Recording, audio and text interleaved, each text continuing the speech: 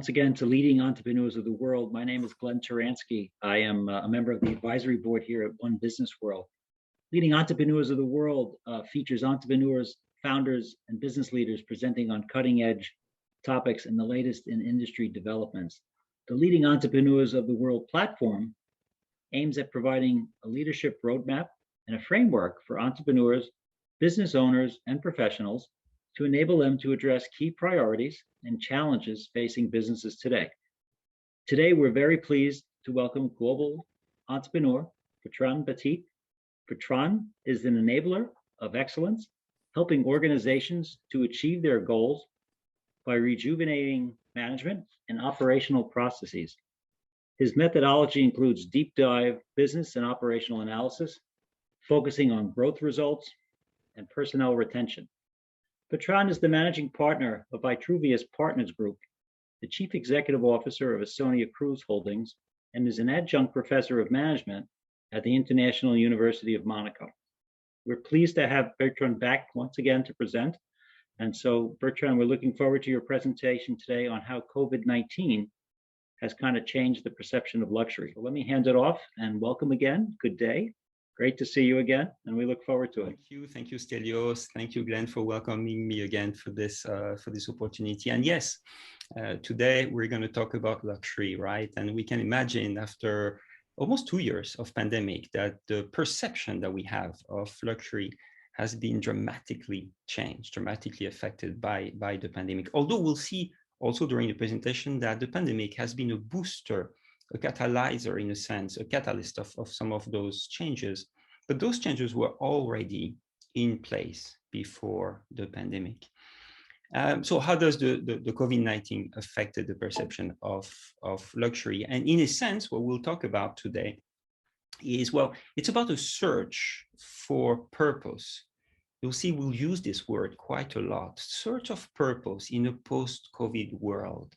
And to define luxury, you'll see that luxury will be linked very much so to a new purpose, to a search of purpose for those people that can afford luxury.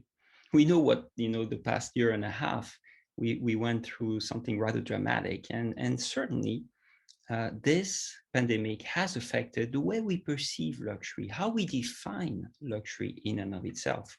And in a sense, what I want to do today is, well, it's about a search for a purpose in a post-COVID world.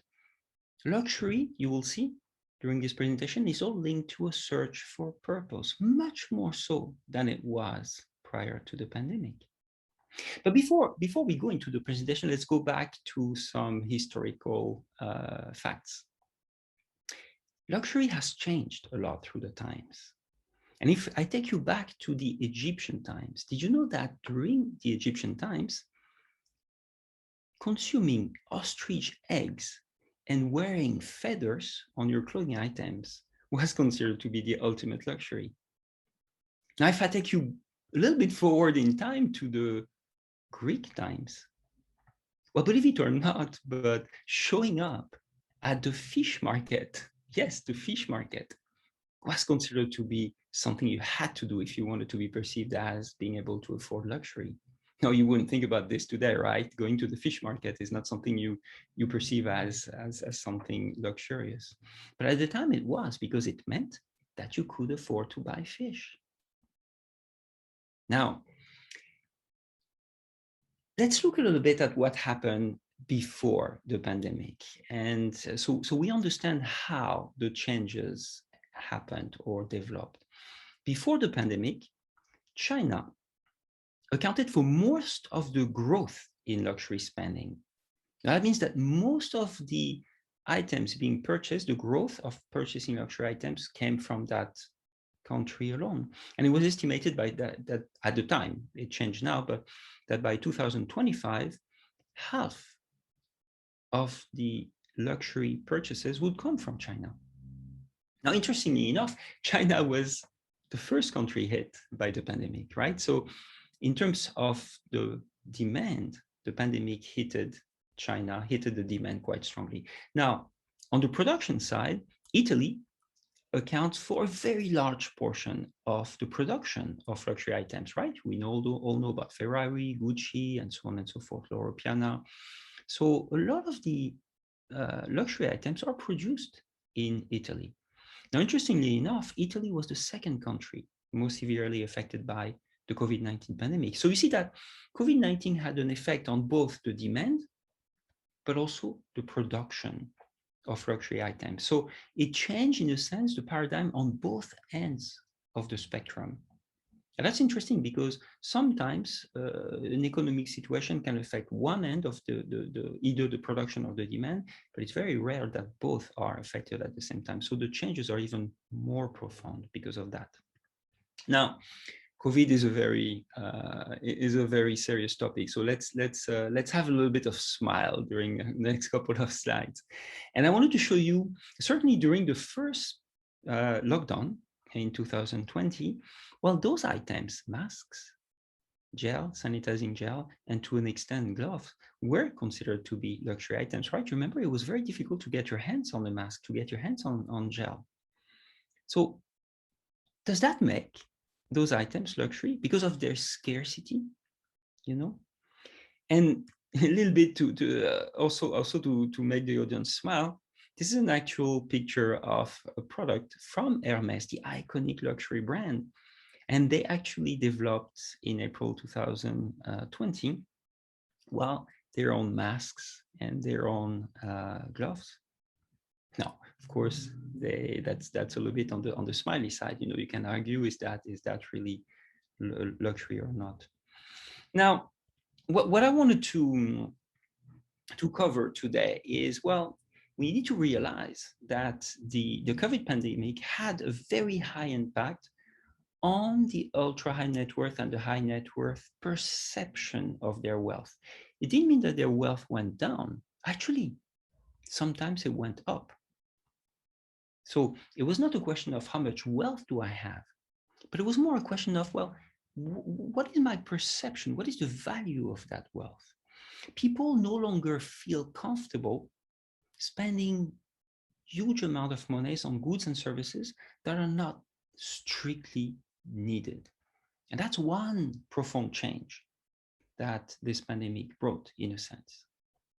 Now, by necessity, again, because the pandemic affected both the demand and the production, throughout the year 2020, it was estimated that the drop in sales in luxury items worldwide was almost 50 billion euros. So that's about 55 or 60 billion US dollars, right?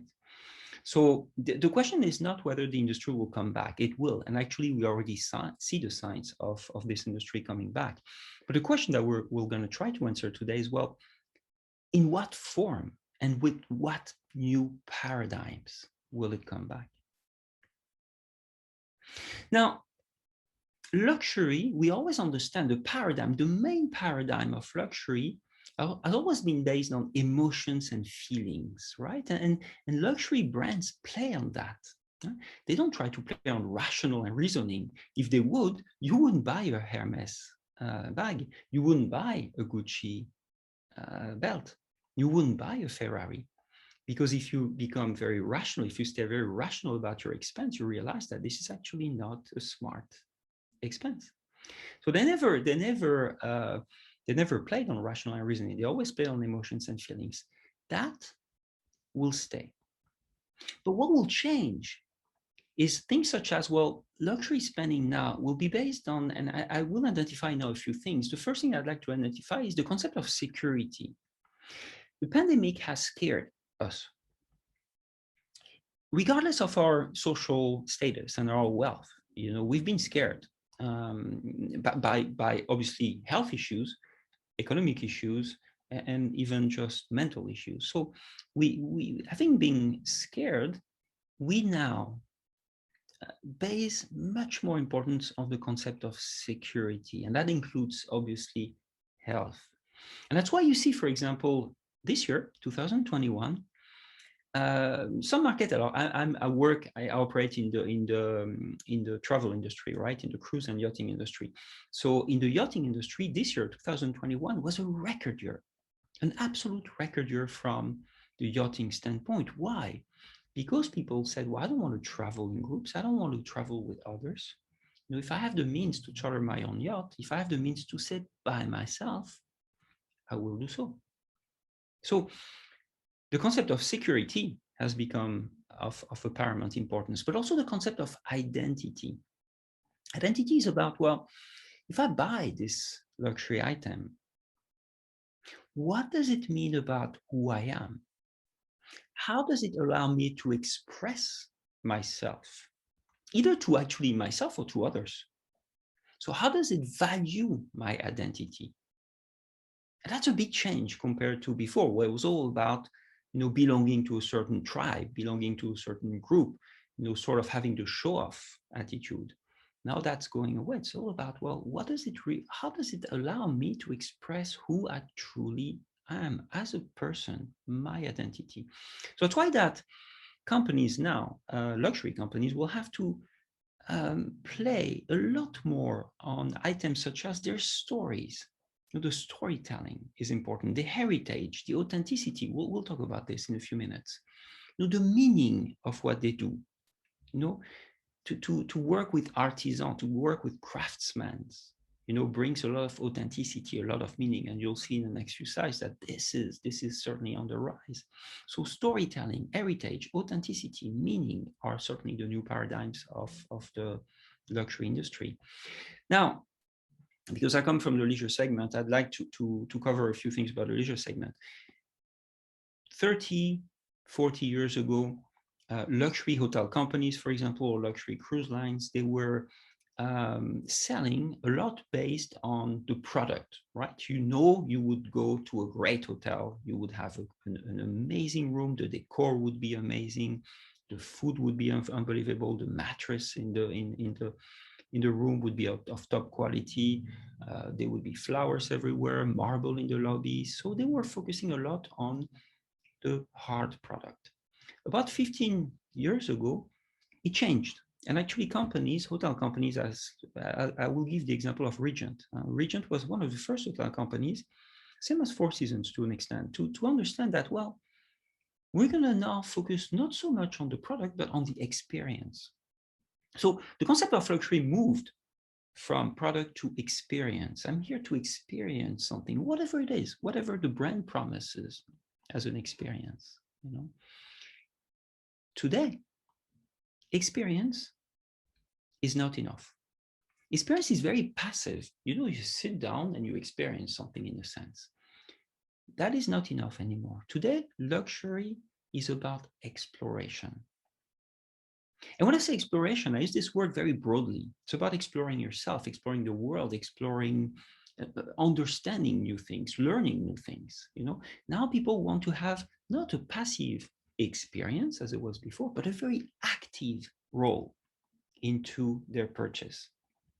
If I travel, I want to learn something. I want to go to new places. I want to do iconic sort of, you know, check the mark items. So luxury today is more about exploring the world, exploring what others probably won't be able to see.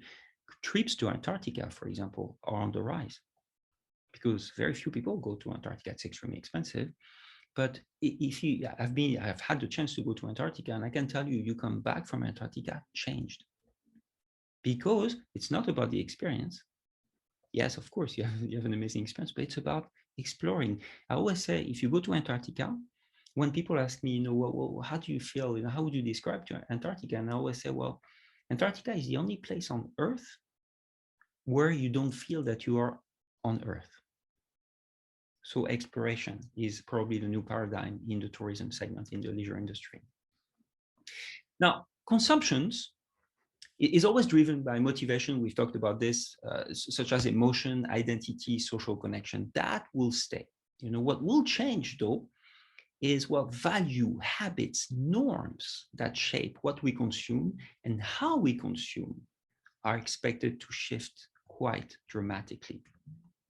Now, if you look a little bit, I put this slide in terms of looking a little bit now in the future, this year and beyond, the recovery, you know, and you see that, well, the recovery actually is going to be a little bit faster in Asia and certainly in China, or it's expected to be faster in Asia and China, a little bit slower in Europe and America. But you saw that you also had, well, before the pandemic, in the gray zone, China was, as we said before, really on the rise, where Europe and America were already sort of, trending back. So the pandemic had the effect of cutting the growth in China and speeding up probably to an extent the decrease in Americas and Europe. Both will go back up, but again with a bigger increase in the Asian continent. Some trends that you will see, bon, I just mentioned, more of China. China, you will definitely, I'll give you an example. Most of the people that book trips to Arctic or Antarctica today are Chinese people. So luxury shopping is likely to restart first in China, and actually it does restart in China. It did restart in China in 2021. And continued restriction on travel will mean that many purchases that Chinese people could have made abroad, will be made in China. Chinese people cannot travel so much, did not travel so much this year, right? They will travel, as I say, they're booking like crazy for 2022. But in 2020 and 21, they were not traveling so much. Yet their purchasing power was still there. So they were buying a lot, within China. So the growth in China is explained here. Obviously, and that's a trend that already existed before, but the pandemic accelerated it a lot, is the shift to digital shopping, right? Whenever it's safe, obviously consumers like to go back in shops, in stores, especially for luxury items, but to an extent, online, habits are here to stay. Maybe not throughout the shopping experience, maybe the online part is going to crystallize over a certain part of the shopping experience, and obviously the on-shop and everything that throughout the life of your purchase, the physical part will come back, but certainly the online is here to stay and is here to grow. There's a rise of post-aspirational mindset, and here what I mean by that is ethics. We're going to use the word of ethics, and you'll see in the next slide or next couple of slides, I will talk a little bit more about this. But ethics is going to be as important, if not more sometimes, as aesthetics. So it's ethics versus aesthetics. And customers, including in the luxury market, will prioritize ethics. We'll see what it means in the next few slides. Obviously, also a perception that social and environmental consciousness will be at the forefront of the purchasing, the luxury consumer. So anything about sustainability, social issue, it's set to even increase. It was already a trend before, but it's set to really become, especially with the demographic change, right? The younger generation is much more attuned to this sort of concepts as probably we were. So again, brands may need to rethink the end-to-end product life cycle, supply chain management, disposal of unsold stock, because people will not accept today that there is waste. They want to understand that, okay, well, where does my product come from? Where does it end after I dispose of it? The strength in local pride, it's all about, you probably realize, and for good or bad reasons, I'm not going to debate on that today, but the pandemic and the political situation also led to a rise of local pride. There's in a sense, we stigmatize nations. It was all about, China created this virus, and we saw with the Brexit in Europe. So you have a lot of indications that it's all about now, we're not globalizing, at least in terms of the social aspect, but we're going back to the locals, to being proud of your country, of your region, of your city, of your tribe. And brands, luxury brands, need to factor this sort of sensitivity into the way they market, into their products and the way they market their products. The last point here is also very important, expanding the need for inclusion. Yes, of course, ultra net worth people have more money than before the pandemic, that's a fact. But luxury companies need to go back into growth. And to achieve growth, they also need to look at the middle class consumers. So one very big problem that they will need to think about is how do I cater to both the ultra net worth, but also I can have a segment of my product that can be differentiated, but also calls onto the middle class customer. So I can get growth into that segment of the population as well.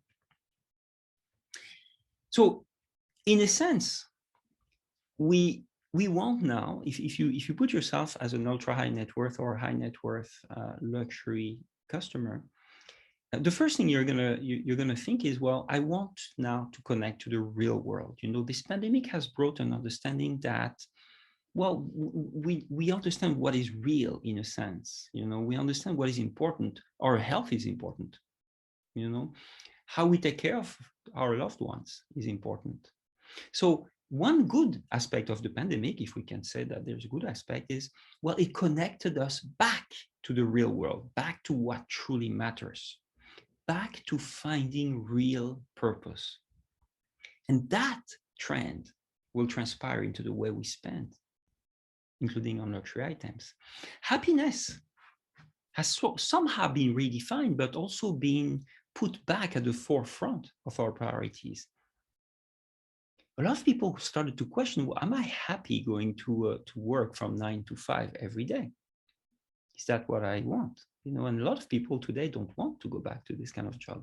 So happiness beyond the material satisfaction of brands, beyond just being able to say, I have a Louis Vuitton bag, you know, but does that Louis Vuitton bag make me happy? And if so, how?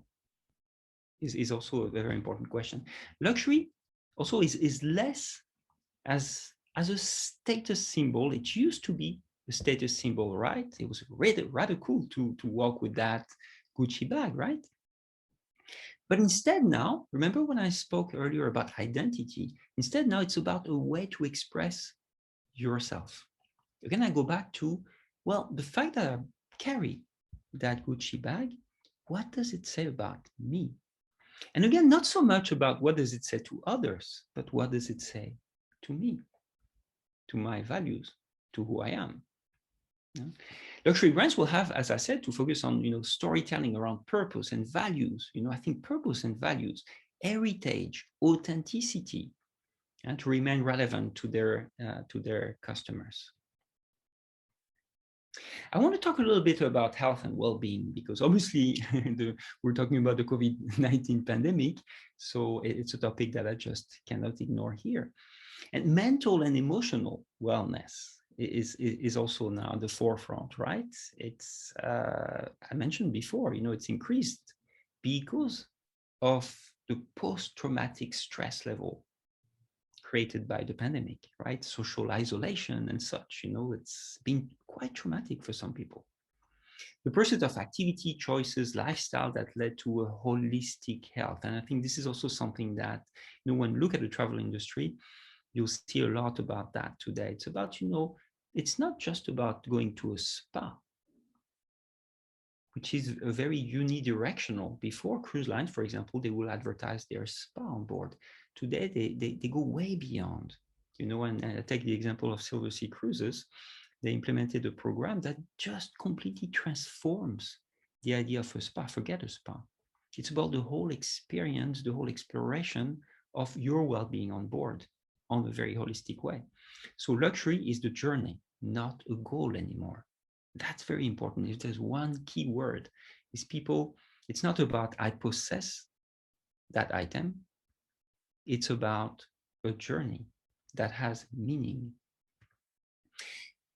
There are a few things that I'd like to cover in a few minutes. In the pre-COVID world, and some of those things, we're going to talk about COVID, but you know, we have to realize that some of those things have nothing to do in a sense with COVID. They were already in place before, except that again, I believe that the COVID pandemic has helped us speed up things on many of those items. Now, when you talk about luxury, well, we're going to go now from the concept of waste. Luxury was always associated with waste, right? In so many ways, to obviously sustainability. And it's about considering the life cycle of an item. As I said before, today, if I buy a bag, I want to know how this bag was created. You know, it's a little bit like before, well, if I had to kill that many animals to make that bag, I didn't really care about that. Today I care. Also, I care about, at the end of the life cycle of my bag, where does my bag go? What happens to my bag? Is it going to go to waste? Is it being recycled? What happens to my bag? Is it going to be used by someone else? So people today are much more concerned about not creating waste, even in luxury spending. So we have to, as luxury brands, understand that this is something we have to address. Now, the second thing is from deception to authenticity. Now, we live in a world of deception, right? And especially, we all know about fake news. We all know about, especially with social media, online, and so on and so forth. We do live in a world of deception. And unfortunately, it's more and more difficult to find the truth amongst this amount of deception. So in a sense, luxury will be about finding authenticity. And that's where luxury brands have a key role to play, because luxury, look at Hermes. I go back to Hermes. Hermes is my old favorite brand. Hermes is all about, not just them, but Hermes is all about craftsmanship. It's about using local craftsmen that have a very, very identified skill, that do something that no one else can do. It might not be better in terms of quality. It's not necessarily about quality, but it's about authenticity. I'm a craftsman. I'm an artisan. Today we go much more to, well, tribes, to local, to local, the people that are unknown. I give the example. I was on a on a seaborne ship, on a luxury ship before the pandemic, and they created at the time a new restaurant near the pool, right? And that restaurant actually opened for the cruise that I was on. So it was a brand new concept for the guests. And the concept was extraordinary. It was called Sea and Earth, I think. So it was about, around the pool deck and eating around the pool deck. And it was just, the food was unbelievable. But all the cutlery, all the tableware, they were not from big brands. In all the other restaurants, they were. At that location, they were not. They were beautiful. And I asked the hotel director, where do you buy that? This is so beautiful. This is so unique. It looks handmade. And he said, Bertrand, it is handmade. We found, or one of their corporate people went to New York, of all places, where Glenn lives. And they found a very small shop with a very old lady she was making those plateware herself by hand, and they bought all the production. And I was stunned by that. So see, it's about authenticity. Now they have a problem because the hotel director said, well, Bertrand, we have a problem now. And I said, what was that? Well, she said, well, the old lady died. So what do we do? But you see, that I remember those plates much more than I remember the Villeroy and Boch plates in the main dining room. Opacity, towards transparency is the next item. And that very often we consider that luxury is about, black box in the middle, right? We don't know exactly how things happen. There's the mystique of the luxury black box. I don't want to know, what's in the black box. I just want to buy the product. Today, again, no. I want to know exactly how you manufacture things. What is the environmental impact of that item? What's going to happen with that item? Who made that item? Where did you make that item? So today, luxury brands need to communicate much more on those facts because customers want to know. This connection, it's about, again, it's about storytelling. and I'll give an example. I give very good example. Sébastien Bazin, the chairman and CEO of the Accor Group, right, the hotel group. He said something very interesting during the pandemic. That was in 2020. He said, well, you know, I interact with my customers. His customers are people staying in his hotels, obviously. And he said, well, I interact with my customers on average 3 to 4 times a year, right? And that's about when they enter my hotel or when they book my hotel. So on average, he was interacting 3 to 4 times with every one of his customers every year. That is, if you compare to Facebook, Facebook is interacting with their customers, what, maybe 200 times a day. Now, I'm not saying that Facebook is luxury. What I'm saying though is Accor and other luxury brands, other brands have to find a way to interact with their customers more than just at the time of purchase. And that's when Accor created the ALL, all, Accor Live Limitless, in a sense to create an ecosystem where they would interact with their customers. They would bring a storytelling. You know, I spoke about storytelling before. Well, that's a great way to do it, right? So they were saying, we're going to interact with you, not just when you purchase, but whenever you feel like interacting about a lot of things, not just about buying our products, but maybe sharing stories and doing things like this. Narration, conversation, the last item that I wanted to cover, that's about truly storytelling. But more so, when you look at what happened before with luxury brands, they were telling their story, right? They were narrating their story to you. Up to you to like it or not. And if you like it, hopefully you will buy their products, right? So it was a little bit in a one-way conversation. Today, it is much more about a conversation. You know, just don't tell me your story. Tell me how I fit into your story. Ask me my story. You know, Silversea Cruises, I go back in the cruise industry, of course, but Silversea Cruises just recently launched their new TV ad. And the slogan of their TV ad is, well, Silversea Cruises, you know, for the curious. It's about curiosity. I want you to be curious about me. And I want to be curious about you as well, about the world. So it's about going from a one-way narration to a two ways or multi-ways conversation, which is much more interesting. I mentioned just before, I mentioned the Accor Live Limitless, and I won't do it here, but I really, if you go on YouTube, you enter Accor Live Limitless, I really invite you to watch this video. It is truly, in my opinion, it gives so much information about what is luxury today, at least in their viewpoint, but I think they connected a lot of dots, I must say.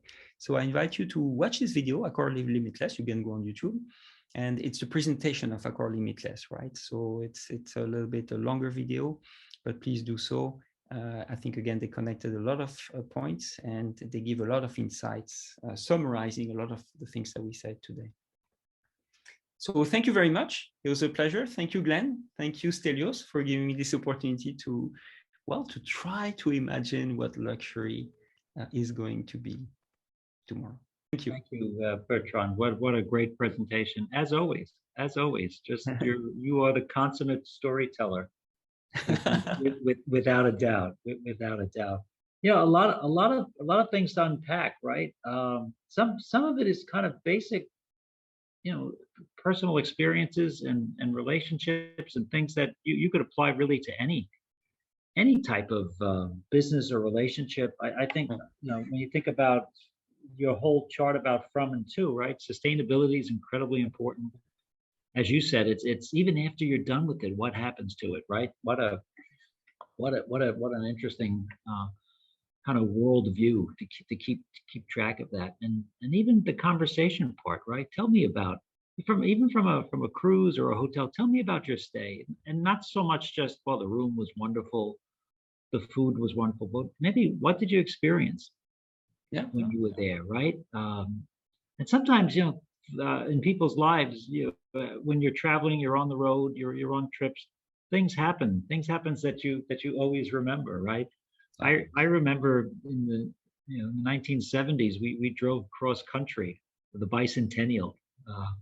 And to this day, I mean, these weren't remarkable properties we were staying at. We were living off of the coupon book, a lot of Howard Johnsons and things like that.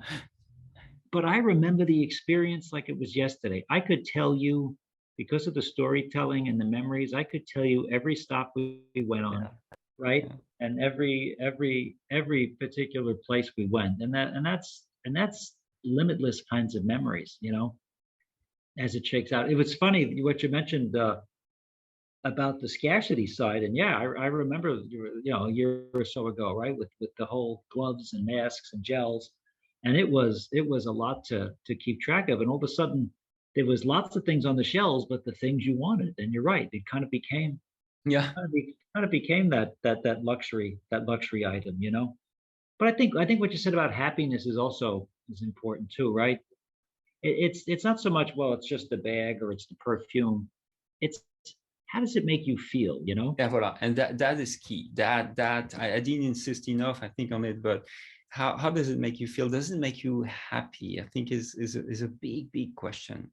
And not happy because you purchase it, you can show off, but happy with yourself, with your values and deep inside. I know when I put on a good suit, Yeah. I know how it makes me feel, right? Yeah, It voila. gives, Yeah. it gives me confidence. And it's not so much that it's a nice Hickey Freeman or whatever, but it's the confidence that comes with Yeah. it. It almost empowers you, as you go through. I got a real kick out of the ostrich eggs and the fish market. So that's I don't know if I would attribute a trip to the Hunts Point market in the Bronx or the Fulton Fish Market here in New York to necessarily be coming up with luxury, but it makes you think. I also thought the parallel between Italy and China, very interesting. How on almost everything we do, it is a two-way street, right? It's a from and a to, and here the demand stopped or went down, But the production as well. and then so did the supply, right?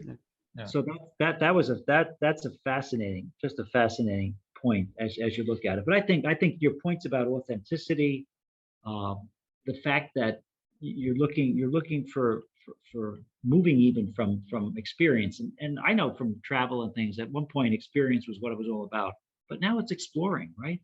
No, voilà, exactly. Experience. I mean, to me, it was 10 years ago.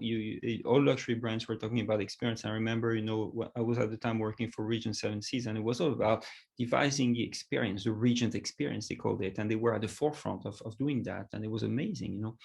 Today, it's interesting. Look at the latest videos of, for example, Silversea. At no point they show anything about the ship, about the experience of the ship, about inside the ship.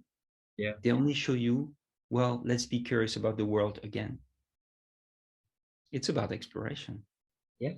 Well, the ship it's the means to the end, right? It's the vehicle that takes you, right? Or the hotel room is where you went, but it's that journey towards it, right? Which becomes just so important, and that's even when you take longer trips. Sometimes it's always fascinating how you feel differently when you're on the trip as opposed to sometimes coming home from the trip, right?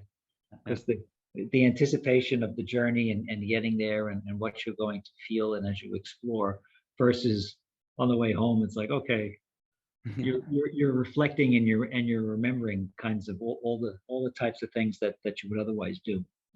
So tell me a little bit, from a holistic standpoint, those types of trends. I found that very interesting too. That you wouldn't necessarily think of luxury as well-being, but it really is, isn't it?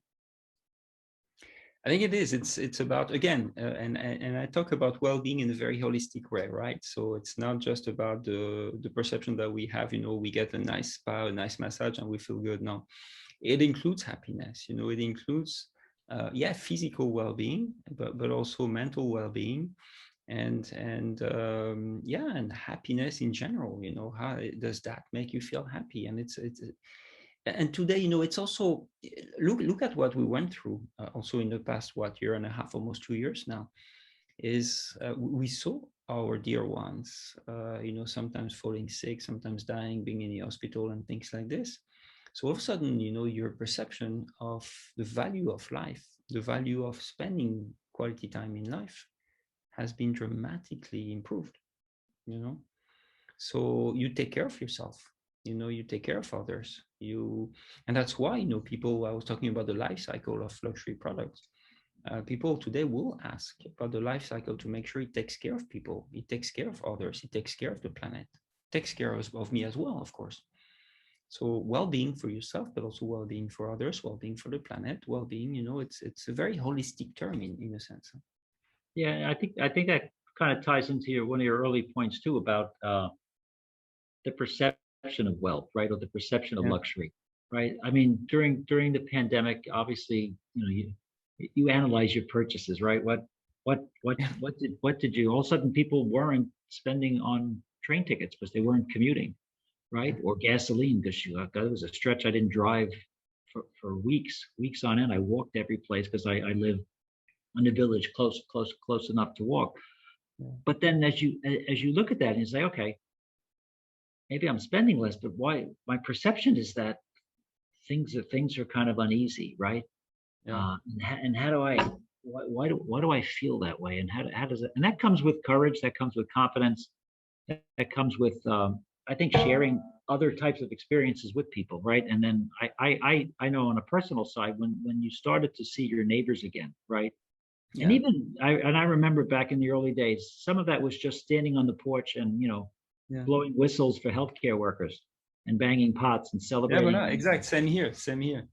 Celebrating the essential workers and the caregivers and things. But then that perception kind of shifted a little bit because all of a sudden you remember that you're part of the block or the community at large. Yeah. And then it really it's a good feeling as you go. How about from a trend standpoint? Looking ahead. As you look for the industry to come back, and I know you had the graph with the Americas and Europe kind of being a little bit kind of lagging compared to some of the other places. In terms of growth, growth. Yeah, on the growth side. So in the case of say China or Asia, where you anticipate that type of growth, how much of it is going to be really based on luxury, or how much of it is really just they're happy to be back doing what they like to do or they love? No, of course. Well, yeah, no, for sure, Glenn. I mean, it's also today we talked about luxury, so I was focusing on luxury, but of course, people will go back into. I mean, their purchasing habits will change for sure. So that's a given. I think luxury or not luxury, the purchasing behavior will change a lot. But people will go back to buy, you mentioned before, train ticket. No, I need to commute again. I need to change my car. I need to whatever, so luxury. But let me give you an example. We just mentioned car. And I know it's very personal here. So I give more for a personal story. I'm lucky enough to have a great car. It's a very, very luxury brand and, very powerful and things like this. I've had it for 4 years.